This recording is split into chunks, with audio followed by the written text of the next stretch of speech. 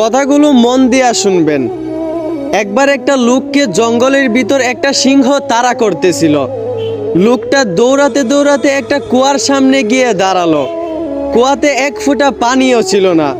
লোকটা তবুও বাধ্য হয়ে চোখ বুজে ওই কুয়াতেই ঝাঁপ দিল।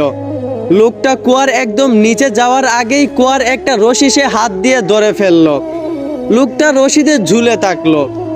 রশিদে ঝুলে থাকা অবস্থায় লোকটা যখন কুয়ার উপরে তাকালো, তখন দেখতে পেল কুয়ার উপরে সিংহ গর্জন করে তার অপেক্ষায় বসে আছে। লোকটা যখন তারপর কুয়ার নিচে তাকালো, তখন লোকটা দেখতে পেল নিচে একটি বিশাল বড় সাপ মুখ খোলা রেখে অপেক্ষা করছে, যেন লোকটা নিচে পড়লেই তাকে গিলে খাবে। তারপর যখন লোকটা তার হাতের রশির দিকে খেয়াল করলো, তখন দেখতে পেল একটা সাদা ইঁদুর এবং একটা কালা ইঁদুর তার হাতের রশিটা প্রতিনিয়ত কামড়ে চিড়ে ফেলতেছে। লোকটার ঝুলে থাকার সময় তারা শেষ করে দিচ্ছে।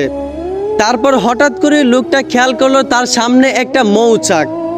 লোকটা কি মনে করে যেন মৌচাক থেকে একটু মধু আঙ্গুল দিয়া খেলো।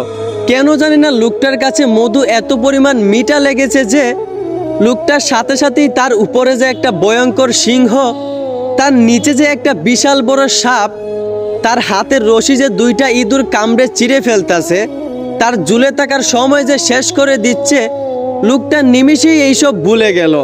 সাথে সাথেই লোকটা মধুর প্রতি আসক্ত হয়ে গেল। ঠিক তখনই লোকটার বিপদ একদম নিশ্চিত হলো। লোকটার জীবন ওইখানেই থেমে যায়। এই গল্পটাকে শুধু গল্প ভাবলে হবে না, বরঞ্চ এইখান থেকে আপনাকে শিক্ষা পেতে হবে।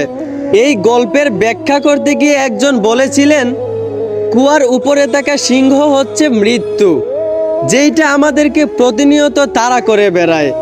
আর কুয়ার নিচে থাকা সাপ হচ্ছে কবর, যেইটা সবসময় আমাদের অপেক্ষায় থাকে। আর রশিতে থাকা সাদা ইঁদুর হচ্ছে দিন, আর কালো ইঁদুর হচ্ছে রাত, যেইটা সবসময় আমাদের আয়ু কমিয়ে দেয়। আর কুয়ার ভিতরে থাকা মৌচাকের মধু হচ্ছে দুনিয়ার মিষ্টিতা, যা আমরা উপভোগ করতে গিয়ে চিরন্তন বাস্তবতা ভুলে যাই।